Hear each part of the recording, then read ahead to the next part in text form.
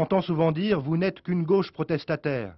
C'est vrai qu'il a toujours fallu des grandes mobilisations populaires pour gagner des conquêtes sociales dans l'histoire. Sinon, on n'aurait même pas obtenu l'interdiction du travail des enfants ou les congés payés.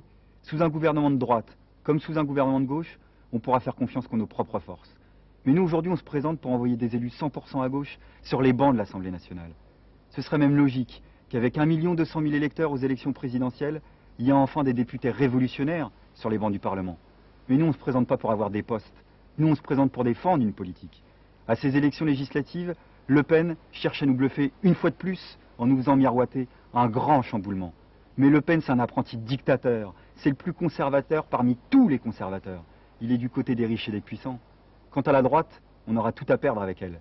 Elle a osé nommer au gouvernement un patron du MEDEF au ministère de l'économie, un vrai licencieur. Quant à Sarkozy, il fait du spectaculaire et du tout sécuritaire en prétendant pouvoir régler nos problèmes concrets dans les quartiers populaires. Malheureusement, face à elle, on n'aura rien à gagner non plus avec la gauche plurielle, qui propose de mener la même politique qu'elle a menée pendant plus de 5 ans. Une politique qui n'a rien changé à notre vie concrète. Une politique qui n'a pas osé s'affronter au patronat. Une politique qui n'a pas osé dire non à la mondialisation capitaliste actuelle. Parce qu'aujourd'hui en France, il y a quand même 9 millions de personnes qui vivent avec moins de 5 000 francs par mois.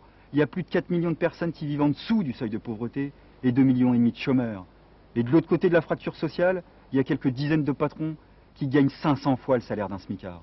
Aujourd'hui, on annonce déjà 2 fois plus de plans de licenciement que par rapport à l'année dernière. Aujourd'hui, on continue à fermer des bureaux de poste, des écoles, des lits d'hôpitaux parce que ce ne serait pas jugé rentable. Et bien tout ça pour nous, c'est inacceptable. Nous, on propose des mesures d'urgence sociale et démocratique qui nous permettraient enfin de sortir la tête de l'eau. Nos élus, ils se battraient pour une loi qui interdirait vraiment les licenciements. Une loi qui oserait reprendre, récupérer les subventions publiques qui ont été données à hauteur de 350 milliards de francs l'année dernière à ces groupes qui licencient quand même. Nos élus, ils se battraient contre les privatisations pour développer le service public en créant 300 000 emplois qui manquent d'urgence dans tous ces services-là. Et nos élus se battraient pour une autre répartition des richesses en augmentant tous les revenus de plus de 1 500 francs. Bref, nos élus, ils se battraient pour prendre l'argent là où il est, dans ces profits faramineux qui n'ont jamais été aussi peu taxés qu'en ce moment, dans ces grandes fortunes qu'on a laissées tranquilles depuis plus de 20 ans, qu'on continue à s'enrichir sur notre misère. Nous, on se présente d'abord pour réhabiliter la politique. Parce que pour nous, la politique ne doit pas devenir un métier, une marchandise comme les autres.